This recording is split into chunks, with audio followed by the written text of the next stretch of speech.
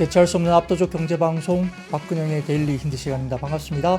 오늘은 7월 12일 금요일 방송입니다. 좀 아쉬웠던 하루였습니다. 시장이 좀 깔끔하게 끝나고 금요일 맞이했으면 주말이 조금 마음이 좀 편안했을 것 같은데 오늘 시장이 살짝 조금 힘들게 만들었던 하루였던 것 같습니다. 시장에서 지금 이제 7월 중순, 하순 넘어가면 또 휴가도 많이 가시고 그러기 때문에 시장의 동력이 조금 이제 휴가철 지나고 나면서 약간 좀 떨어지기도 하죠. 거래량도 좀 뜸하기도 하고 자리를 많이 비우기 때문에 시장의 힘도 좀 떨어지는 모습도 보였습니다. 자, 그러면 오늘 시장 관련해서 말씀을 좀 드려보겠습니다. 코스피는 23.6포인트 하락 출발 보였습니다. 외국인들은 코스피 200 매도 그리고 코스닥 선물은 매수를 시작했고요. 기관은 코스피 200 매수 선물 매도 출발 보였습니다. 반도체와 2차전지 셀 관련된 종목들 하락 출발한 가운데 로봇과 인터넷, 건설과 제약바이오, 일부 화장품과 스마트 팩토리, 은행, 태양광, 가상화폐, 게임, 2차전지 소재주들은 상승 출발 보였습니다. 미국 주시장은 혼조세를 나타냈는데요. 예상치 하회한 소비자 물가 발표에도 불구하고 빅테크 위주의 차익 실현이 나왔죠. 신고가 경신 후에 숨고르기가 나왔고요. 그리고 6월 소비자 물가는 전월 대비 하락하면서 2020년 5월 이후로 최초로 이렇게 하락을 했습니다. 자, 표를 먼저 첫 번째 표를 보여드릴게요. 네, 이렇게 보여드리면 이 물가 관련된 부분이 나오고요. 요거는 수치를 좀 보시면 좋을 것 같고 파랗게 이렇게 형성된 부분들이 예상치 대비 빠졌다는 것입니다. 그리고 다음 표를 보여드리겠습니다. 미국의 소비자 물가지수 CPI 추인데요. 약간 오렌지 색깔 보이는 게 CPI고 그 다음에 회색 실선이 핵심 CPI, 코어 CPI인데 이렇게 빠지는 모습이 보이고 있죠. 그래서 인플레이션 둔화 지속이 일단 확인이 됐고요. 시장 금리도 하락했고 미국 국채 10년물 금리도 4.2% 초반까지 빠졌고 페드와치 9월 금리 인하 확률이 약 83%까지 치솟았습니다. 9월달 금리 인하를 거의 기정사실화 하듯이 거의 올라오고 있는 모습이 보이죠. 자, 그리고 테슬라는 또 로보택시 공개 연기 영향으로 12거래일 만에 하락 전환했고요. 그리고 M7 포함 빅테크 차익 실현이 나오면서 상당히 좀 좋지 못했는데 다만 러셀 2000이 강하게 반등을 줬습니다. 자, 이게 어떤 의미를 가지는지는 좀 이따 제가 설명을 드리겠습니다. 그래서 코스피는 빅테크 차익 실현에 외국인 순매도로 돌아섰고요. 52주 신고가 경신 후에 숨고르기였습니다. 반도체 업종 약세와 그리고 외국인 자금 이탈 영향으로 코스피는 하락을 했고요. 수급으로 본다면 7거래 연속 현물 순매수하던 외국인이 순매도 전환했고 선물은 순매수를 보였지만 매수 규모는 축소가 되기도 했습니다. 이 반도체는 삼성전자와 SK하이닉스 약 6거래일과 4거래일 각각 연속 순매수했는데 외국인들은 오늘은 순매도 전환했고 차익 실현 영향에 지수 하방 압력을 높였습니다. 전력기기는 변압기와 전선 등 7월 역시 수출 호조세 보이면서 수요 둔화 우려가 사실 별로 없는 상태로 보이죠. 멈추지 않은 상승세가 장중에 나타났고 금리는 하락을 보였는데 연내 금리 인하 2번 정도 인하 기대감이 유지가 됐습니다. 여기에 따라 네이버, 그 다음에 넷마블 등 인터넷과 게임 업종 그리고 제약바이오 업종이 상승세에 나타났고요. 코스피는 수출 그리고 이익, 그러니까 EPS죠. 그리고 밸류에이션 모두 우호적인 상황으로 가고는 있는데 신고가 경신 이후에 외국인 단기 차익 실현이 흐름이 나타났다고 볼 수 있습니다. 코스닥은 금리 하락이 중소형주에 긍정적으로 또 해석되기도 했는데 상대적으로 코스피 대비 적은 낙폭을 보이긴 했습니다만 역시 오늘도 약세였습니다. 지수 상승세 견인했던 HLB나 반도체 업종이 약세였고요. 알테오제는 바이오시밀러 중국 판매 허가 소식에 그래도 좀 덜 빠지는 모습도 보였고 순환매 양상 보이면서 소외주였던 엔터주가 반등을 일부 주기도 했고요. 금리 하락 영향에 게임이라든지 2차전지 소재주 그리고 일부 제약주는 강세를 보였고요. 그 외에도 두산 로보틱스 관련된 사업 재편, 수혜기담 때문에 로봇 관련주도 주가가 올라왔고 코오롱 투슈전이 유전자 치료제 삼상 투약 완료 소식에 일부 관련된 유전자 치료제 관련주도 긍정적이었습니다. 코스피 업종별로는 섬유의복과 의약품, 기계가 강세였던 반면 전기전자와 의료정밀 그리고 전기가스업이 약세였고 미국의 기술주 조정을 위한 급락 영향으로 반도체주가 별로 안 좋았고요. 두산그룹의 지배구조 개편에 따른 기계 섹터는 강세를 보였습니다. 그리고 전반적으로 의약품 업종은 유한양행이 폐암치료제 FDA 허가 기대감 속에 강세 보이기도 했고 셀트리온과 삼성바이오로직스 등 지수 상승도 견인하는 모습도 보이고 있습니다. 코스닥은 출판, 매체 복제와 그리고 금융주가 강세였던 반면 유통과 비금속 쪽은 코스닥 시장에서 약세를 보였습니다. 근데 양쪽이 다 올라가지 못한 모습들이 조금 힘겹게 보여지는 모습이었고요. 특히 최근에 뭐 강했던 반도체 소부장이라든지 이쪽도 상당히 좀 차익 실현이 강하게 나타났고, 화장품이 일부 오르기는 종목도 있었지만은 또 일부 빠지는 종목들은 꽤 많이 빠지는, 뭐 예를 들어서 실리콘2라든지 일부 화장품 종목은 또 낙폭이 좀 크게 나타나는 그런 영향도 보이고 있습니다. 자, 그러면 시장 이야기는 대충 이렇게 드렸고요. 거기에 따라서 오늘 관련된 매크로 지표 좀 말씀드리겠습니다. 그 다음 표를 하나 보여주십시오. 이게 코어 컨슈머 프라이스 인덱스인데요. 이게 CPI 관련된 이야기인데, 닉 티밀하우스 기자가 이 지표를 올리면서 6월 소비자 물가지수 CPI는 예상보다 훨씬 완만했다. 그리고 6월 핵심 CPI는 0.06% 상승하면서 12개월 비율을 3.27%로 낮추었다. 그리고 이는 3년 만에 최저치라는 평가를 했고요. 6개월 연율화 하게 되면 3.3%로 하락하면서 10월 이후에 최저치를 하락했다라고 평가했습니다. 더군다나 주거 비용도 냉각되고 있다고 평가했는데, 사실은 이 주거 비용의 냉각이 상당히 중요하죠. 굉장히 스티키하게 끈적끈적했던 지표였는데 이게 약간 완화되고 있는 게, 냉각되고 있는 게 보인다는 겁니다.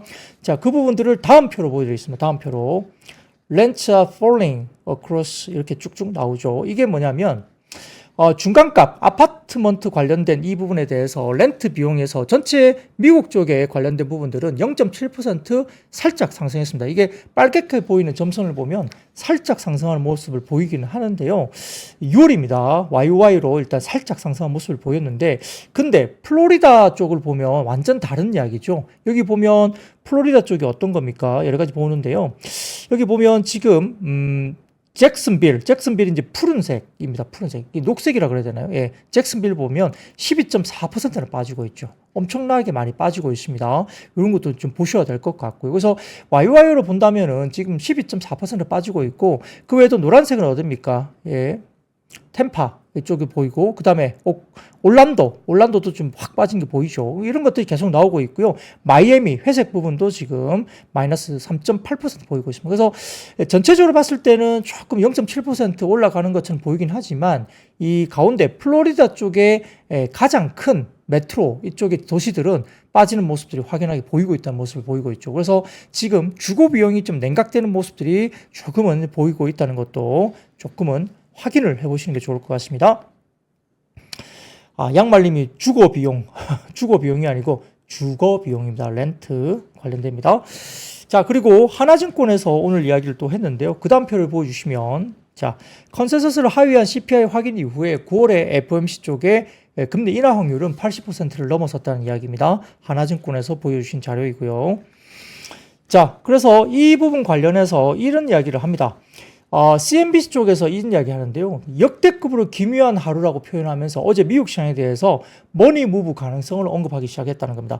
역시 빅테크주에 과도하게 쏠렸던 이 자금들이 미국 CPI 발표를 계기로 차익 실현을 하면서 빅테크가 급락하고 오히려 다른 쪽으로 확산되고 있는 모습이 보이죠. 그래서 스몰캡으로 분산되고 있다. 러셀 2000 지수가 급등했기 때문이죠. 이 시나리오에 대해서 CNBC는 반드시 필요한 움직임이라고 평가까지 했습니다. 우선 11일 어제 발생한 러셀 2000 지수 3% 상승이고요. S&P 500 지수의 하락 현상은 미국 증시에서 보기 드문 사례라는 건데, 1979년 이후에 단 2번만 발생했던 사건, 이벤트라는 거죠. 이날 나스닥 지수는 1.95% 하락한 반면 러셀 지수는 3.57% 급등했습니다. 격차가 5.52%포인트에 달하는데, 이는 나스닥 지수와 러셀 지수 간에 발생한 사상 최대의 격차로 이루어진 이벤트였습니다. 이 두 지수가 5%포인트 이상 격차를 보인 것은 화이자가 코로나19 백신 시험에서 긍정적인 소식을 보인 2020년 11월이 유일한 이벤트였고, 역사적으로 없었다는 거죠. 시장에서는 이와 같은 머니 무브 관측에 긍정적인 평가를 오히려 하고 있는데, 그동안 대형 빅테크 중심의 증시 화랑 탓에 증시 대붕괴에 대한 우려감을 계속 시장에서 제기해왔죠. 이런 부분 때문에 우려가 있었는데, 오히려 이 부분에 대해서 야드니 리서치 그룹의 에드 야드니가 CNBC와의 인터뷰에서 오늘은 투자자들이 매그니피션트 7 몰빵에서 다른 종목으로 순환매를 시작한 날이기 때문에 상당히 역사적인 날이라고 평가를 하기도 했습니다. 그러니까 오히려 이렇게 분산되는 게 시장에 더 좋다. 이렇게 굉장히 7개 회사에서 굉장히 집중됐던 이 수급들이 확산되는 것이 시장이 오히려 긍정적으로 평가를 했다는 거죠. 그래서 이게 완전 시장이 이제 뭐 하락 추세로 돌아서느냐, 굉장히 우려를 해야 되는 리스크이냐, 이 이야기에 대해서 평가에 대한 미국 시장의 이야기가 있다는 것도 보여지는 겁니다. 그래서 제가 지난번에 보여드렸던 자료가 있죠. 다음 자료 보여주시면 메리츠 증권 자료입니다. S&P 500 시총 상위 종목 5개 종목 시총 비중과 S&P 500 지수에 대한 이슈인데요. 쏠림 완화가 지수 하락을 의미하지 않는다는 이야기를 지난번에 해드렸죠. 여기 보시면은 막대 그래프는 S&P 500 시총 상위 5개 종목의 시총 비중입니다. 왼쪽에 보시면은 시총 비중이 계속 빠졌던 구간이 있죠. 근데 파란색은 S&P 500 지수 흐름인데 계속 올라갔습니다. 이런 것들이 나타난다는 거죠. 그래서 실질적으로 S&P 500 시총 상위 5개 종목이 전체적인 포지션 비율이 빠진다 하더라도 주가는 오히려 올라갔다. 그래서 쏠림 현상 완화가 오히려 시장이 빠진다는 거 보기보다는 오히려 역사적으로 봤을 때는 이런 부분들이 S&P 500의 주가에 추가적인 상승을 계속 불러왔다는 점에서 이게 악재는 아니라는 이야기를 하는 겁니다. 이런 것들도 좀 지켜보실 필요가 있겠습니다. 자, 더군다나 그 다음 표를 보여드리면 이게 나스닥 100의 흐름입니다. 어제 이 현대차증권에서 올려주시면서 이야기를 하는데요. 자, 6월 CPI가 시장 예상치를 하회하면서 오히려 나스닥 100 같은 경우는 그게 나왔다고 한다면 긍정적인 효과를 보고 사실 주가가 튀었어야 되죠. 근데 어제 흐름을 일간 계속 보면 튄 게 거의 없었어요. 튄 게 거의 없었습니다. 그래서 이렇게 본다고 한다면 결국은 상당히 좀 우리가 뭘 생각해야 되느냐 이거죠. 시장은 이미 금리 인하 관련해서는 언제 인하를 하느냐 이거에 대한 부분보다는 경기 둔화, 경제 둔화에 관련된 만약 경기 둔화가 된다면 여기에 대한 가중치를 더 많이 둘 것으로 본다는 현대차증권의 이슈입니다.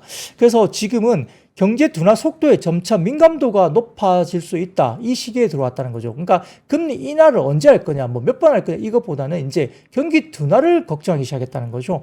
여기에 대해서 민감도가 높아질 것이기 때문에 7월 중에 두 번째 변곡점을 만들어낼 가능성이 높은 지표는 7월 16일이죠. 16일날 발표될 6월 소매 판매에서 이 판매가 어떻게 나올 거냐. 지난 5월 달에는 소매 판매가 소비의 일시적인 둔화가 관찰된 바 있기 때문에 6월에 소매 판매가 긍정적으로 나와준다면 경기가 괜찮겠구나. 그래서 시장이 좀 괜찮은데 만약에 여기에서 6월 소매 판매도 상당히 안 좋았다. 이렇게 되면 경기 관련된 부분들이 둔화되면서 그럼 경기 침체로 가나? 이 걱정을 할 수도 있다는 이야기를 하는 겁니다. 그래서 이 부분을 다음 주에 상당히 중요한 변곡점이 된다고 볼 수 있겠고요. 자, 그 다음 자료 보여드리겠습니다. 그 다음 자료는 이게 뭐냐면은 미국의 국채금리 2년물과 10년물의 커브 부분이거든요. 차이입니다. 차이. 이걸 나타내는데 밀셋증권에서 이야기를 하는 겁니다. 이제는 불 스티프닝을 봐야 된다는 거죠. 이게 뭐냐면 불 스티프닝은 이 장기금리보다 단기금리가 더 크게 하락하는 경우를 의미합니다. 그렇게 되면 장단기 금리차가 좁혀지는 거잖아요. 그래서 장단기 금리 역전폭이 축소되는 거죠. 이렇게 되면 이게 불 스티프닝인데, 자, 단기금리가 하락하는 경우는 금리 인하 기대감이 크거나 이제 금리 인하를 단행했을 경우가 단기금리 인하 폭이 큽니다. 장기금리는 이제 거기에 따라서 이제 뒤에 따라가게 되는데 11일 날 어제 같은 경우는 미국의 국채 2년물은 11bp나 하락을 했습니다. 그래서 지난 3월 8일 이후에 가장 낮은 수준을 기록했고요. 사실은 굉장히 긍정적이었던 좋은 6월의 CPI를 반영했다 볼 수 있습니다. 2년물 단기금리죠. 근데 시장은 다른 포인트에서 고민이 커질 수 있다는 겁니다. 자, 그 다음 표를 보여주세요. 표를 들이면 과거 1980년 이후에 발생했던 경기 침체 직전에 역전됐던 2년물과 10년물에 역전됐던 장단기 금리가 정상화된 부분입니다. 이게 보시면 빨갛게 동그라미 쳐진 부분이 있죠. 자, 이게 정상화되면서 오히려 장기금리가 이제 더 올라가고 2차 2년물 단기금리가 이제 좀 덜 많이 빠지면서 실질적으로 10년물 금리가 이제 더 높게 올라가니까 그 스프레드 차이가 플러스가 났을 때이죠. 그러니까 빨간색을 보시면 이게 전반적으로 플러스가 나면서 이 장단기 금리 차가 역전이 이제 정상화되는 부분이 들어가는 거죠. 그렇게 되다 보니까 그 다음 음영 회색 부분을 보이는 시점에서 경기 침체가 나타났죠.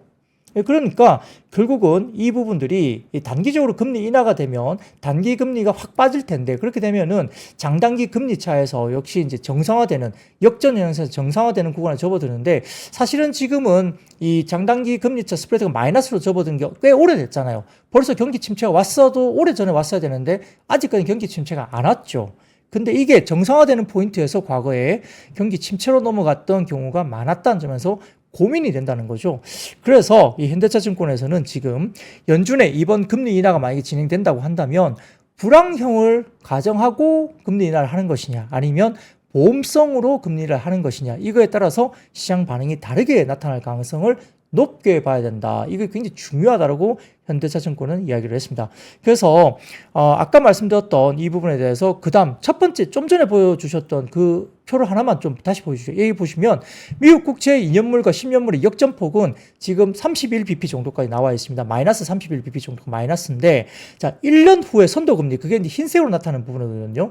1년 후에 선도금리는 지금 대략 플러스 24bp 정도로 나타났습니다. 이게 뭐냐면은 10년물 관련해서 지금 훨씬 더 높게 나타나고 있죠. 그러니까 10년물이 현재 4.2%고 2년물이 4.5%니까 10년물 변동이 크지 않다면 시장은 지금 현재 1년 뒤에 선도금리를 본다고 한다면 현재 시장은 2번에서 3번 정도의 금리 인하를 예상하고 있는 포지션으로 본다. 이걸 예상하고 있다 볼 수 있습니다. 그래서 이 부분이 상당히 미묘합니다. 이게 금리 인하가 되긴 될 텐데 자, 과연 그 금리 인하의 성격이 어떤지 이런 부분들을 잘 보셔야 되고 금리 인하가 무조건 호재이냐 아니면 금리 인하가 악재로 갈 수 있는 결국 경기 침체를 너무 염려한 금리 인하냐 아니면은 선제적으로 금리 침체를 막기 위해서 금리 인하를 하면서 이 경기 침체를 막는 그리고 6월달 관련된 소매 판매 이런 부분들에 대해서 다음 주에 나오는 지표가 경기가 부러지지는 않았다. 이것을 보여준 지표가 나오느냐 이게 중요한 변곡점이 될 수 있다는 것을 말씀드립니다. 매크로 지표 이런 것들에 대한 어떤 스터디 그리고 고민도 꼭 필요한 것이니까 한 번 더 좀 챙겨 보시면 좋겠습니다. 자, 조금 어려운 이야기일 수 있겠지만 그래도 여러분들 이 관련된 논리를 좀 머릿속에 두고 있어야 돼요. 그러니까 금리 인하가 모든 시장의 악재, 호재 이게 될 수는 없다는 거죠. 자, 인하만 기다린다. 시장이 그럼 날아가겠지. 이렇게 생각하시면 안 된다는 거예요. 자, 그런 것도 한번 챙겨보겠습니다. 근데 아직까지 제 개인적으로는 뭐 경기 침체로 보기엔 좀 아직은 아니지 않느냐, 뭐 제 생각은 그런데 지표가 또 어떻게 나오냐에 따라 시장이 반응할 수 있기 때문에 한번 눈여겨 꼭 보시면 좋겠습니다. 자, 그러면 그 다음 섹터로 한번 넘어가겠습니다. 오늘 이제 두산 로보틱스 관련 이슈가 나오면서 두산 그룹주 중에서도 이제 이게 희비가 엇갈렸고요. 그리고 로봇 관련주도 상당히 좋은 모습을 보이기도 했습니다. 자, 그러면 첫 번째 사진 보여드리겠습니다. 자, 두산 로보틱스 관련해서 두산 밥캣을 자회사로 편입에 따른 사업 재편 수혜 기대감 등의 뭐 로봇과 AI주도 올랐고 두산 그룹주 가운데서도 움직임이 좀 달랐죠. 자, 이게 이제 두산 그룹주의 인적 분할 합병 포괄적 주식 교환 절차인데 왼쪽에 보시면 주두산이 위에 있고 두산 에너빌리티와 두산 로보틱스가 있고 에너빌리티 바로 밑에 두산 밥캣이 이렇게 놓여 있죠. 근데 가운데로 보면 이쪽 분할 합병 이후에 두산 에너빌리티 밑에 옆에 있던 것이 두산 밥캣이 오른쪽 옮겨갑니다. 신설법인과 그 다음에 두산 로보틱스가 합병을 하게 되죠. 이렇게 옮겨가서 제일 오른쪽 보시면은 두산 아래에 두산 에너빌리티가 남아있고 두산 로보틱스 아래쪽으로 두산 밥캣이 들어가는 그런 구조로 가게 되는 거죠. 이 부분을 좀 확인을 해보시면 좋을 것 같고요. 자, 그 다음 표를 보여주시면 자, 그래서 주 두산이 어떻게 되느냐. 예, 주 두산 밑에 에너빌리티, 로보틱스, 두산 테스나 등등이 있는데 에너빌리티 밑에 두산 밥캣과 두산 퓨어셀이 있는데 오른쪽 보시면 두산 밑에 에너빌리티, 로보틱스, 테스나가 있지만 밥캣이 두산 로보틱스 아래로 내려가는 쪽이고요. 그래서 스마트 머신 쪽으로 이거는 확인을 할 것이고 어드밴스드 머티리얼즈가 두산 테스나 쪽으로 가고 에너빌리티와 두산 퓨어셀은 이제 클린 에너지 쪽으로 이렇게 사업 재편이 됩니다. 자, 이렇게 좀 도식화를 해서 보시면 좋을 것 같고요. 자, 그래서 그 다음 표를 보시면 주요 일정입니다. 그래서 인적 분할 합병 포괄적 주식교환 이사회가 7월 11일 열렸고 7월 29일 날 주주 확정 기준일 등등 포함해서 이런 주주총회, 그 다음에 주식 매수 청구권 행사 기간, 채권자 이의 제출 기간, 그 다음에 분할 합병 기일, 주식 교환일, 그 다음에 신주 상장 예정일 11월 25일까지 쭉 이렇게 열고 되니까 이 주요 일정도 꼭 확인을 하셔서 행사를 꼭 하셔야 될 분들은 행사를 하시면 될 것 같습니다. 자, 그래서 두산그룹의 두산 에너빌리티, 두산 밥캣, 로보틱스 4개사가 이사회를 열고 이렇게 포괄적인 주식 교환을 포함한 지배구조 개편안을 일단 승인했다고 나타났습니다. 자, 여기에 대해서 이제 두산그룹이 국내의 대형 M&A에 나서는 등 확장에 힘을 쏟을 것이라는 분석 기대감이 나왔고요. 여기에 따라서 두산 로보틱스가 굉장히 좋았고, 뭐 대동기업, 휴림 로봇, SPC 시스템스, 그 다음에 엔젤 로보틱스, 뭐 러셀, 유진 로봇 등의 산업용 로봇주들도 오늘 일잔 움직였습니다. 자, 여기에 대해서 DS투자증권에서는 이렇게 평가를 했는데요. 자, 두산 로보틱스 자회사로 두산 밥켓 100% 편입을 가게 되는데, 자, 이 계약이 무효가 될 수 있는 주식 매수 청구권 규모는 두산 밥켓은 1조 5천억 정도의 매수권이 들어올 경우, 그리고 로보틱스는 5천억 규모가 들어왔을 때 이게 무효가 될 수 있는 부분입니다.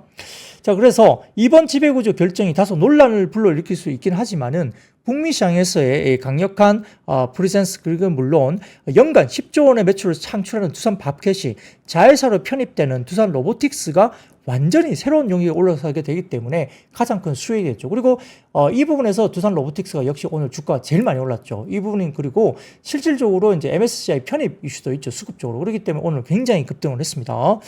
주 두산 같은 경우는 로보틱스 신주 발행에 따라 지분율 하락, 기존의 68%의 지분율이 42%로 지분율이 하락되는데 이런 것이 예상되고 있지만 주 두산의 개별 현금 흐름은 오히려 개선될 것으로 봤으니까 주 두산도 나쁘지 않다는 겁니다. 그리고 주 두산이 보유한 자사주 18%는 밸류업 정책에 맞춰서 활용될 수 있는 가능성이 오히려 더 높아졌다고 DS투자증권은 평가를 했습니다. 자, 근데 유진투자증권에서는 이번 딜 구조에서 시너지 측면에서는 유진투자증권의 분석에서는 두산 로보틱스 그리고 주 두산한테는 굉장히 긍정적이고 두산 에너빌리티는 중립적인 부분, 그리고 두산 밥켓한테는 당장은 그다지 좋은 상황은 아닐 수 있다는 평가를 했는데요. 이번에 두산그룹에서 첨부했던 PT 자료를 보면 대부분 모두가 두산 로보틱스의 시너지 효과에 대한 설명들이 집중되어 있었다는 거죠. 그래서 이 부분은 밥켓의 딜러만 활용해서 판매 확대가 될 수 있다. M&A 여력이 확보된다. 이 부분에서 두산 로보틱스의 시너지를 굉장히 강조한 PT였다는 거죠. 여기서 결국은 두산 로보틱스한테 추가적인 내러티브가 더해질 가능성이 높기 때문에 주식 매수 청구권과 있어서도 하방은 두산 로보틱스가 막혀 있다는 점에서, 그리고 MSCI 편입 이슈까지 이야기되면 두산 로보틱스가 가장 긍정적이지 않느냐 평가를 했고요. 밥켓의 엄청난 실적을 흡수하면서 멀티플도 하향 안정화되는 부분도 일부 착시 효과를 줄 수 있기 때문에 두산 로보틱스가 굉장히 좋다. 물론 로보틱스의 밸류가 올라가면 주 두산 등 줄줄이 긍정적일 가능성이 높다라고 이야기를 했습니다. 자, 뭐 이런 것들 때문에 결국 오늘 관련된 종목들의 희비가 엇갈렸죠. 두산그룹주 내에서도 이렇게 보는 것 같고요. 자, 그리고 그 다음 표를 보여드리면 모건 스탠리입니다. 자, 휴머노이드 관련된 이 리포트가 나왔는데 로봇 관련된 리포트가 무려 161페이지에 달하는 로봇 관련된 리포트가 나왔다는 이야기를 하고 있고요. 자, 관련해서 다음 이야기를 보면, 자, 레스토랑 로봇의 부상이라는 이제 월스트리트 저널 이슈가 있습니다. 자, 다음 표를 보여주시면 이게 월스트리트 자료가 나옵니다. 이 부분 나오는데, 자, 치폴레, 그 다음에 스위트 그린 등의 자동화에 배팅하는 기업들 관련해서 인건비 상승에 직면한 체인저들이 이 플리피, 그 다음에 치플리, 그 다음에 오토캐도 같은 기계 도우미를 실현하고 있죠. 이 우리가 이제 음식점에 가면 이렇게 뭐 튀긴다든지 뭔가를 자른다든지 뭐 이런 것들에 대해서 레스토랑 내에서 주방에 많은 로봇들이 지금은 이런 부분들을 굉장히 하고 있다. 자동화 전망이 계속 되고 있다는 이런 이야기를 합니다. 그 치플리 같은 경우는 지금 아보가도를 자르고 껍질을 벗기는 오토카도 로봇을 올해 말까지 또 도입한다. 뭐 이런 이야기가 또 나온 것 같아요. 그러다 보니까 역시 스위트 그린도 샐러드를 만드는 로봇을 새로운 레스토랑에 도입한다. 그리고 우리나라 같은 경우는 이게 치킨 튀기는 이제 튀기는 로봇 이런 것들도 있잖아요. 그러니까 이런 것들이 지금 로봇이 상당히 지금 실질적으로 많이 도입되고 있다는 이야기 하고 있고, 또 반도체 공정에도 자동화 공정이 들어온다 이런 이야기 계속 하고 있죠. 그리고 우리나라 같은 경우는 일부 법제가 바뀌어야 되지만 이게 뭐 배달 로봇 뭐 이런 것들도 지금 이야기가 되고 있잖아요. 그러니까 실생활에 로봇 관련된 쪽이 상당히 좀 주목을 받고 있다는 점에서 우리가 오늘 로봇 관련주의 움직임을 좀 유심히 볼 필요도 있겠다 이렇게 볼 수도 있겠습니다. 자, 그러면 두 번째 섹터로 넘어가 보겠습니다. 자, 두 번째 섹터는 제약바이오입니다. 자, 다울투자증권에서 보고서를 통해서 금리 인하 불확실성, 기술 반환 등으로 부진했던 제약바이오주가 하반기 금리 인하의 본격화에 대한 이슈, 이런 기대감 때문에 주가 반등세를 보이고 있고, 셀트리온, 유한양의 한미약품 등 주요 제약사 바이오사의 실적이 일회성 비용 제외라든지 마일스톤 발생, 매출 성수기 효과 등으로 하반기로 갈수록 성장을 보일 것으로 실적 모멘텀도 유효하다면서 긍정적인 실적 모멘텀에 R&D 모멘텀 이런 것까지 발생될 전망으로 추가적인 주가 회복이 충분히 가능하다고 평가 보고서를 냈습니다. 이와 관련해서 8월에는 유한양의 레이저 티닙과 아미반타맙 병용요법 비소세포 폐암 1차 치료제 FDA 허가 여부 결정. 이게 아마 8월 22일까지인가 뭐 8월 중에까지 아마 나올 거로 보입니다. 가부가 어떻게 될지 모르겠지만 기대감이 있죠. 그리고 아울러서 셀트리온의 진펜트라, 이게 램시마 SC죠. 6월 말부터 미국의 PBM 보험 관련된 환급이 시작되면서 3분기부터 매출 본격화된다. 그러니까 셀트리온 관련된 이슈도 좀 리포트가 많이 나오고 있어요. 하반기 중에 추가 PBM 등의 등재 관련된 처방 확대가 기대된다 볼 수 있겠고요. 신규 품목인 스텔라라 바이오시밀러의 유럽과 미국 허가 획득도 예상된다고 밝히고 있습니다. 종군당은 24년 말 노바티스에 애로했던 CKD-510 일단 부분에서 2025년 임상 이상 IND 신청 및 진입이 예상되고 있는데, 자, 올해 4분기에 예정되어 있는 노바티스 R&D 데이에서 CKD-510의 적응증과 전략 공개 가능성이 굉장히 높다고 또 분석하기도 했습니다. 그리고 HK 이노에는 K캡 미국 임상 3상 관련된 완료가 되기 때문에 하반기 내에 데이터 발표, 유럽 기술 이전 계약이 또 예상된다는 점에서 긍정적으로 이야기를 했죠. 이에 따라서 고릉생명과학, 한올바이오파마, 에이프로젠, 종군당 펩트론, HK 이노엔 등의 제약바이오 관련주들이 움직였고요. 한올바이오파마는 일본 시장 진출 기대감도 오늘 긍정적으로 이야기가 됐습니다. 자, 그래서 그 다음 표를 보여드리면 삼성증권 자료, 제가 지난번에 보여드렸던 자료 있습니다. 자, 2019년부터 2022년까지 월 평균 코스닥 제약바이오 지수의 수익률인데요. 7월이 굉장히 좋았습니다. 자, 3월에 관련된 3, 4월 괜찮았고요. 7월 좋은 달이었고 12월 좋은 달입니다. 그래서 7월에 이렇게 지금 금리 인하 사이클까지 접어들면서 7월에 제약바이오 관련된 부분, 어제 미국 시장에서도 제약바이오 괜찮았거든요. 이 부분들이 역시 지금은 제약바이오의 7월일 수도 있다. 이런 부분들도 한번 참고를 해보시면 좋겠어요. 이게 역사적으로 좋았다고 해서 무조건 좋은 건 아니지만, 근데 이때 이렇게 실질적으로 한 4개년 정도의 평가를 했을 때 제약바이오의 실적이 굉장히 좋았던 그런 한 달이었다라고도 볼 수 있습니다. 이런 것들 한번 참고를 해보시면 좋을 것 같습니다. 자, 그리고 그 다음입니다. IT 대표주들 오늘 별로 좋지 못했죠. 역시 아까 말씀드린 대로 어제 필라델피아 반도체 지수 꽤 빠졌고요. IT 관련된 나스닥 지수도 빠졌고, 이건 이제 서두에 제가 평가드렸던 이런 자금의 순환매, 빅테크 쪽에 집중됐던 자금들이 넘어왔다, 이런 이야기를 충분히 드렸고요. 여기에 따라서 필라델피아 반도체 지수도 급락했는데 역시 AMD가 1.1%, 그리고 TSMC가 3.43, 그리고 마이크론 테크놀로지도 4.52 이렇게 빠지면서 상당히 좀 좋지 못했죠. 애플도 마이너스 2.3% 정도 빠졌고요. 엔비디아도 마이너스 5.57% 빠졌습니다. 알파벳도 마이너스 2.93%. 그러니까 이거는 어느 한 종목의 이슈 때문에 빠진 게 아니라 전체적으로 어떤 수급의 쉬프트가 나타나고 볼 수 있겠죠. 그래서 오늘도 삼성전자, 하이닉스 등이 3%대 빠졌고요. 그 외에도 여러 반도체 관련주들, IT들이 좀 빠졌다 볼 수 있습니다. 자, 그럼에도 불구하고 그 다음 헤드라인 보여드리겠습니다. 헤드라인 쪽인데요. 세미 쪽에서 오늘 이제 세미컨덕터 쪽에서 이야기하기를 올해 글로벌 반도체 장비 매출액이 전년비 3.4% 증가할 것이다, 이렇게 나왔고요. 이는 역대 최고치를 기록할 것이다 이야기를 했습니다. 그래서 25년도에는 약 17%까지 급증을 할 것으로 봤기 때문에 역시 반도체나 장비 매출 이 부분들도 글로벌리 굉장히 좋은 시점입니다. 그래서 업황 자체가 나쁜 것도 아니기 때문에 언제 어디서 또 이렇게 조정 이후에 다시 리바운딩이 나올 수도 있다는 점 제가 말씀을 드리고 있고요. 자, 그리고 그 다음 표 보여드리겠습니다. 그 다음 표 보여드리면 루팡이라는 플랫폼에서 올려주신 자료인데, 자, 인공지능은 이제 초기 단계라는 이야기입니다. 이게 뭐냐면 인공지능은 엄청나게 더 많은 컴퓨팅 파워를 지금 필요하다는 이야기인데, 자, AI가 구글 검색에 필요한 컴퓨팅 파워가, 자, 구글을 인터넷 검색을 1로 놓고 본다면 언어 AI인 챗GPT는 이 구글 탐색의 10배가 되는 거죠. 1회에 10배가 되는 거고요. 이미지 AI는 여기에 대해서 구글 대비 100배가 들어갑니다. 그리고 마지막으로 비디오 AI 소라는 10,000배가 들어가죠. 자, 이만큼 이제 AI 관련해서는 상당히 큰 변화가 지금 생길 것으로 보고, 이런 부분들이 결국 단기적으로 우리가 이제 꺾일 게 아니라 이제 초기 단계로 볼 수 있다는 겁니다. AI 시장이 열리면서 이렇게 큰 시장이 들어온다. 그러니까 기존에 우리가 구글 검색만으로 한정됐던 것들이 AI 시장이 들어오면서 이렇게 확산되는 부분들이 엄청난 규모로 확산되니까 이게 단기에 끝날 거냐, 이건 아닐 수도 있다는 이야기를 드리고 있습니다. 이 자료들도 참고를 한번 해보시면 좋을 것 같고요. 자, 그 다음입니다. 건설주가 오늘 간만에 좋았죠. 건설주는 역시 금리 인하에 대한 수혜 업종으로 볼 수도 있습니다. 자, 그래서 그다음 이제 이야기를 드리면, 자, 지난밤 뉴욕 증시에서 이 부분에 있었는데, 근데 어제 보면 주택과 건설 관련 업체가 굉장히 많이 올랐거든요. 자, 그다음 표를 보이세요. 표를 보여드리면, 네.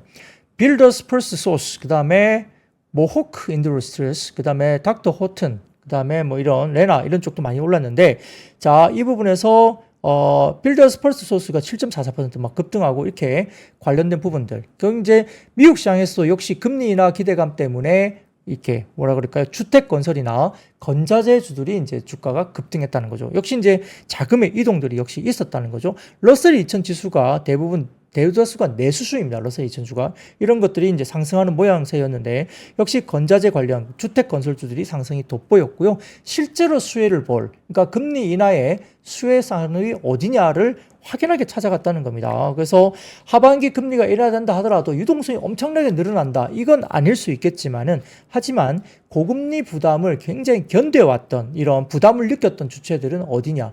여기에 따라서 금리 인하가 본격화되면 수혜 섹터가 명확히 갈린다는 점에서 이렇게 움직임이 있었다는 거죠. 이런 것들이 국내 건설주에 대한 흐름도 있었다는 건데, 근데 다만 이제 국내 같은 경우는 PF에 대한 이슈가 있죠. 우려감이 역시 있습니다. 그래서 국내 건설사들 지금 최근에 만나보면 여러 부분에서 지금 새롭게 뭐 새로운 사업장을 뭐 발주를 받고 이렇게 입찰을 해서 뭔가 사업을 따내거나 이거에 대해서 굉장히 보수적이에요. 올해 그리고 내년 정도까지 굉장히 어렵다고 보는 것 같고요. 상당히 많은 사업장에서 오히려 철수를 하고 있습니다. 내수 쪽의 주택 사업대에 대해서 상당히 좀 철수를 많이 하고, 정말 명확한 확실한 뭐 단지, 뭐 특히 서울 시내 뭐 수도권 몇 개 단지 빼고는 대부분 경쟁하지 않고 다 빠지는 추세거든요. 그렇기 때문에 건설주가 아주 좋겠다라고 보기엔 좀 어렵고요. 다만 이제 뭐 해외 관련된 뭐 프렌트 사업이나 해외 쪽에 에너지 사업을 하는 일부 건설사들은 좀 그나마 굉장히 좋은 모습이 보여줄 수 있지만, 순수하게 국내 주택 사업만 놓고 보면 대형 건설사들도 지금 굉장히 부담을 느끼고 있고 사업장에 무리하게 들어가지 않는다. 이게 기조입니다. 그래서 건설주가 연속적으로 올라갈 것인가 부분은 조금 다르게 또 우리가 봐야 되지 않을까, 그런 생각도 조심스럽게 해봅니다. 자, 그 다음 이슈입니다. 오늘 그 테슬라 이슈 때문에 자율주행 관련주들이 오늘 하락을 했는데요. 자, 헤드라인 하나 보여드리겠습니다. 헤드라인 보여드리면, 테슬라가 외신에 따르면 테슬라의 일론 머스크 CEO가 테슬라의 자율주행 로봇택시, 무인택시 공개가 2달 정도 연기된다고 했습니다. 기존에 8월 8일 정도로 이야기가 됐었던 상황인데요.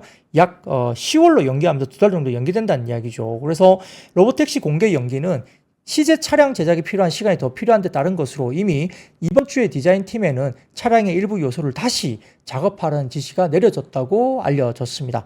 이제 뉴욕 증시에서 테슬라 주가가 8.44%나 급락했죠. 이거는 자, 2분기에 인도량이 좋았던 것도 좋았고 ESS 관련된 에너지 사업 부분이 테슬라가 굉장히 좋았던 것도 있지만, 역시 무인 택시라든지 로봇 택시, 그리고 휴머노이드와 같은 로봇, 이런 것들이 테슬라 주가를 최근에 끌어올렸다고도 볼 수 있습니다. 그렇기 때문에 이게 테슬라 주가 8.4%대나 급락을 했기 때문에 아마 로봇 택시 관련된 쪽이 시장에 프라이싱 돼 있다, 이렇게 볼 수도 있겠죠. 자, 그래서 이 같은 소식 때문에 라닉스나 라이콤, 뭐 모바일 어플라이언스, 뭐 퓨런티어, 현대 오토웨버, 슈어 소프트테크 등의 뭐 자율주행차 관련된 종목들이 오늘은 빠지기도 했는데요. 자, 여기에 대해서 하나증권에서는 다른 기사를 좀 이렇게 인용을 하면서 굉장히 좀 우리가 이야기해 볼 만한 기사다, 이런 이야기를 공통적으로 좀 언급을 해주신 하나증권의 어떤 기사에 대한 인용이 있었습니다. 이 내용을 보면, 자, 중국의 바이두가 2013년부터 일찌감치 자율주행 기술 개발에 뛰어들었고, 소위 브랜드는 한국어로 번역하면 당근 달려라는 브랜드가 있습니다. 이게 중국어로 이야기하면 로보콰이파오라는 게 있다고 합니다. 로보콰이파오. 이게 이제 브랜드가 있는데, 이게 한국어로 번역하면 당근 달려라는 브랜드라고 해요. 중국에. 이게 이제 바이두 쪽에서 있는데, 2021년부터 베이징을 포함한 주요 11개 도시에서 로보택시 서비스를 운용 중에 있습니다. 이미 인구 1100만 명의 중부 도시 우한이 가장 큰 거점인데요. 여전히 자율주행의 미래가 불투명하고 수익을 내기에는 아직 멀었다는 지적이 이어지던 지난 5월에 바이두가 실적을 발표하면서 이렇게 이야기를 했다고 합니다. 로보콰이파오는 2024년 말까지 우한에서 손익분기점을 달성을 하고 2025년 완전 흑자 구간에 진입할 예정입니다. 굉장히 자신감 있게 이야기를 했다고 해요. 그러다 보니까 핵심은 어디에 있냐? 역시 자율주행 로봇택시는 비용 절감이 있다는 거예요. 바이든은 올해 말까지 우한의 6세대 무인 자율주행차 1000대를 새로 투입한다는 계획을 밝혔다고 하고 이 새 차량 가격이 기존 모델 약 48만 위안보다 60%나 저렴한 약 20만 4,600위안, 약 3,800만 원에 불과하다고 합니다. 이 차량이. 반값 무인 차량의 등장은 이용요금 일환으로 당연히 이어지겠죠. 왜냐하면 기사가 없잖아요. 그러니까 인건비가 안 들어간다는 거죠. 이미 중국 우한에서는 바이두의 로보택시, 로보콰이파오 요금이 10km 가는데 약 4에서 16위안 정도로 하는데 일반 택시가 똑같이 운영이 되면 여기에 요금이 10km 가는데 약 18에서 30위안 정도라고 합니다. 그러니까 엄청 저렴하죠. 최대 16위안밖에 안 된다고 해요. 그러니까 거의 반값 이하인 거죠. 그래서 택시 운전기사들이 완전 울상이라는 이야기입니다. 그러다 보니까 가격을 여기서 더 낮출 수 있다면 이용자가 당연히 폭발적으로 늘어날 수 있다. 이런 이야기를 하는 거예요. 그러니까 이게 자율주행, 로보택시의 핵심이라는 거죠. 그러니까 이런 시장이 열린다고 한다면 달라지는 거죠, 세상이. 근데 이제 뭐 여러 가지 허들, 그리고 뭐 중국 시장에 대한 뭐 국한된 바이두 이야기일 수 있겠지만은 이런 방향으로 가게 된다면 굉장히 좀 여러 가지 부분에서 우리가 시사한 바가 있다. 이렇게 볼 수는 있는데, 자, 여기에 대해서 삼성증권에서 이런 이야기를 합니다. 자, 로보택시 관련해가지고 어제 테슬라 이슈가 있었기 때문에 테슬라는 빠졌는데 오히려 로보택시에 부정적인 영향을 받을 수 있는 우버가 주가가 6.14%나 급등했고 내연기관차 중심의 레거시 완성차 업체인 포드는 2.28% 그리고 GM이 3% 상승했습니다. 그러니까 로보택시에서 굉장히 타격을 받을 수 있는 회사들이 오히려 상승을 했는데, 자, 여기에 대해서 삼성증권에서는 중국에서 로보택시를 운영 중인 바이두는 25년 흑자 전망을 넣으면서 주가가 큰 폭으로 상승 중에 있는데 글로벌 자동차 수요는 9천만 대 내외에서 정체되어 있고 이에 따라 SUV나 전기차 등의 세그먼트 성장이 중요하고 특정 세그먼트의 성장은 나머지 세그먼트의 감소를 의미한다. 그러니까 아까 말씀드린 대로 특정 세그먼트, 그러니까 뭐 로보택시라든지 이쪽에 급증을 한다면 다른 쪽은 빠지겠죠. 예, 그렇습니다. 그래서 로보택시가 상용화되면 신차 판매 감소에 대한 우려도 존재한다는 겁니다. 신차 판매 감소에 대해서. 그래서 이런 부분들이 상당히 좀 우려스러울 수도 있습니다. 그러니까 기존의 레거시 제품들은 로보택시는 많이 팔린 반면 일반적인 레거시 제품, 그러니까 이런 관련된 자동차들은 굉장히 덜 팔릴 수 있는 우려가 있다는 겁니다. 이런 것들을 삼성증권에서 짚어줬고요. 자, 그리고 미국의 전기차 6월 판매 최종 집계가 나왔는데요. BEV 같은 경우는 전년비 5.7% 빠졌다고 하고요. PHEV 같은 경우는 4.8% 증가했습니다. 그리고 BEV 플러스 PHEV는 전년비 지금 마이너스 3.8% 됐다 그러고요. 하이브리드는 오히려 전년비 32.5%나 증가했다고 합니다. 미국 시장에서 6월 달입니다. 그래서 BEV 같은 경우는 텍슬라, 볼kswagen, 그리고 PHEV는 스텔란티스의 판매 부진이 역성장의 주 원인으로 될 수 있어서 역시 전기차의 수요가 미국의 6월 달만 놓고 보면 하이브리드 쪽으로 이동한 이야기가 된다라고 봤습니다. 하이브리드가 13만 3천 대 이상 팔렸다고 하네요. 미국의 6월달 판매 최종 집계입니다. 자, 여기다가 루팡이란 플랫폼에서 관련된 자료를 좀 올려주셨는데 시티그룹이 테슬라의 목표 주가를 182달러에서 274달러로 대폭 상향 조정했습니다. 자, 근데 문제는 뭐냐면, 자, 테슬라 주식에 대한 단기 투자 심리가 더 건설적이라고 이야기를 하긴 했지만, 강한 주가 상승이 전기차 제품과 인공지능 촉매제에 대한 더 큰 의존도를 추가한다고 말했습니다. 근데 아까 말씀드린 대로 2분기에 대한 인도량 초과 달성 굉장히 고무적인데 추정치를 아까 말씀드린 초과시켰고 증가시켰고 이번 여름 EV 심리 개선에 따른 시티의 근본적인 전망을 뒷받침한다고 애널리스트는 커멘트를 하긴 했는데, 근데 이 시티그룹에서는 테슬라에 대해서 새로운 제품과 AI 촉매제가 없는 한 테슬라 주식의 추가적인 큰 상승을 지지할 가능성 상당히 낮다라고 코멘트를 했습니다. 그래서 우리는 그 시티그룹은 여기에서 테슬라 주식을 추격할 생각이 없다. 목표 주가를 182달러에서 274달러로 상향 조정했지만 그럼에도 불구하고 추가 상승 후에 주식에 대한 시티그룹의 추격 매수는 하지 않겠다라고 이야기를 했다고 합니다.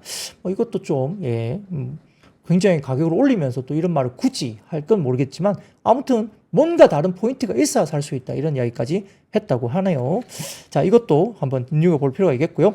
자, 그 다음 표를 띄워주십시오. 그 다음 표는 중국의 탄산 리튬 가격입니다. 오늘 기준으로 중국의 탄산 리튬 가격인데 자료를 띄워주시면, 자, 톤당 마이너스 500위안이 빠진 88,500위안으로 9만 위안대가 빠져 있죠. 예, 이렇게 지금 탄산 리튬이 올라가지 못하고 있습니다. 여전히. 그래서 아직까지는 소재 업종을 조금 보수적으로 봐야 된다는 이야기가 여전히 나오고 있다는 겁니다. 네, 이와 관련된 자율주행 관련된 이야기를 좀 드려봤고요. 자, 그 다음 이야기 드리겠습니다. 그 다음 이야기는 역시 화장품 관련된 일부 관련주가 올라갔다는 이야기고요.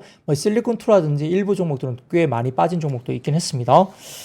미래에셋증권은 보고서를 통해서 6월의 화장품 수출은 전년비 플러스 2% 성장, 그리고 전월비 마이너스 11% 하락한 6억 6천만 달러 기록했다면서 가장 중요한 시장이 미국형 수출 기준으로 전년비 33% 증가했지만 전월비 마이너스 9% 수준을 기록했다고 밝혔습니다. 자, 그 다음 사진을 좀 띄워주시면 미래에셋증권의 자료입니다. 대미 화장품 수출 추이예요. 이 대미 화장품 수출 추이 보시면 자, 증감률이 전년비로 보면 이렇게 오렌지 색깔의 실선을 보면 전년비 증가율이죠. 이게 33% 증가했으니까 나쁘지 않지만 증가율이 지금 빠지고 있고, 그 다음에 막대 그래프 보면 대미 화장품 수출이죠. 막대 그래프가 지금 2달째 빠지고 있죠. 살짝 빠지고 있죠. 그렇기 때문에 전월비로도 9% 빠지고 있습니다. 약간 주춤한 모습이 아닌가? 이런 생각이 됐죠. 그러니까 YY 전년비 성장폭이 약간 둔화됐다. 나쁘지 않지만 살짝 둔화됐고, 전월비로는 하락 마이너스 성장을 보였다는 탓에 화장품 수출 모멘텀 둔화에 대한 우려가 제기됐다고 평가를 하긴 했습니다. 그렇음에도 불구하고 이에 대한 우려는 너무 지나치다라고 이제 미래에셋증권은 평가를 했습니다. 특히 미국향 수출만 보더라도 둔화라고 표현하기에는 추세가 여전히 견고하고요. 6월 대미 화장품 수출은 1억 3천만 달러로 4개월 연속 1억 달러를 넘기고 있다는 거죠. 지난 4월이 연중 최고 실적이었고 5월과 6월까지 유사한 수준으로 유지가 되고 있고, 이외에도 전년 6월 대비 영업일수가 이틀 또 적었다는 거죠.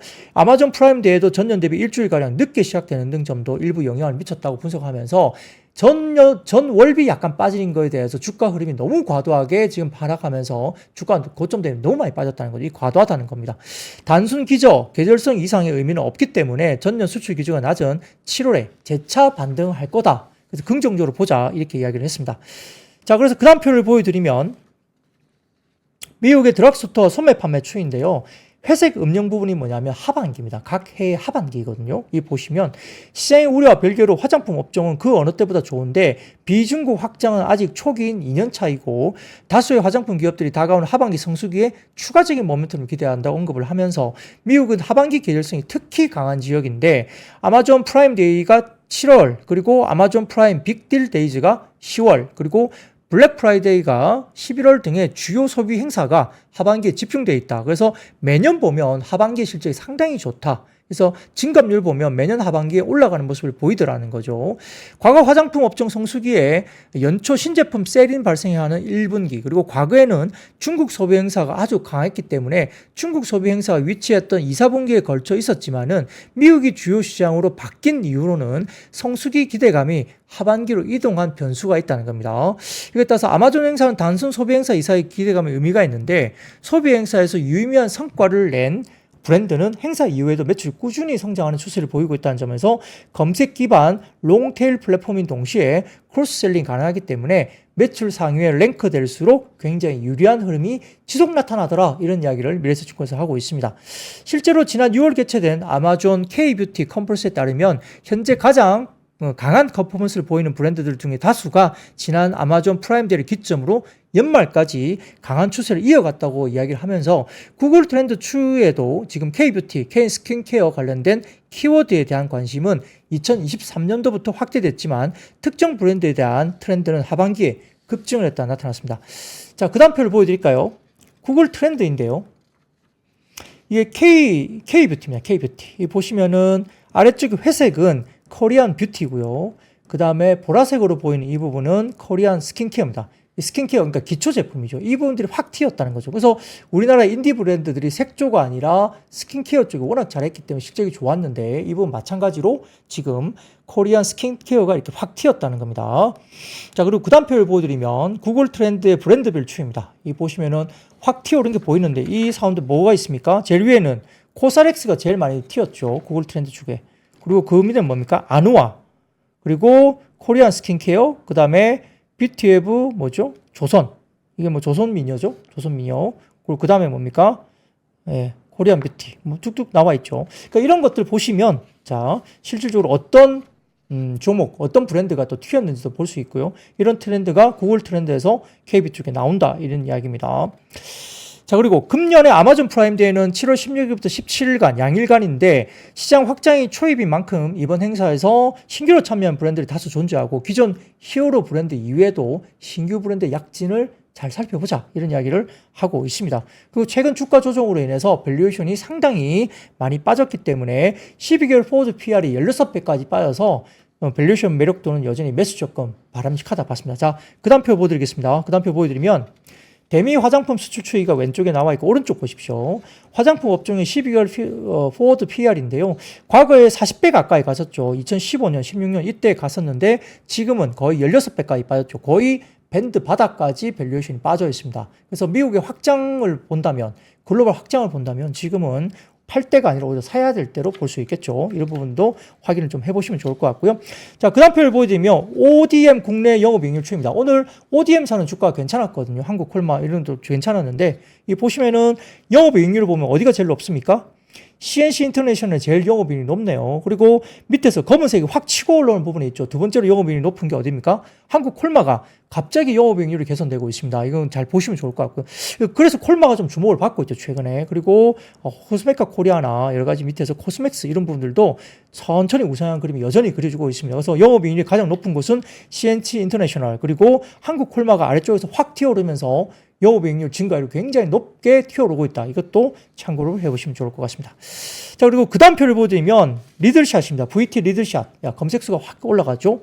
그리고 그 다음 표 보여주십시오. 그 다음 표 보여주시면 이거인데 YM 리서치에서 올려주신 자료인데요. VT 리드샵 100이 올리브 영 스킨케어 1위를 했는데 자 보시면 제일 왼쪽에 보시면 보통 이제 할인율이 굉장히 높을 때면 30% 40% 이상 할인이 높을 때 1위로 올라가기도 하는데 리드샷이 할인율이 10%밖에 안 돼요. 근데 할인율이 높지 않은데 올리브 영에서 1위를 했다.